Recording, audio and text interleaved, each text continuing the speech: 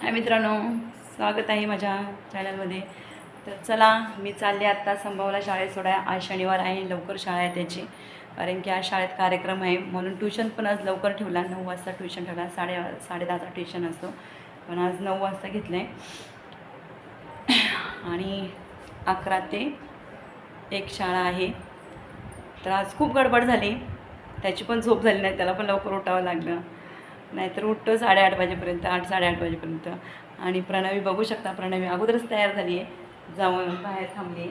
बुटं घालून तिला कुठे बाहेर जायचं म्हटलं लय आवडतं, भारी वाटते. तर मी माझं सगळे कामं आवरले, बघू शकता.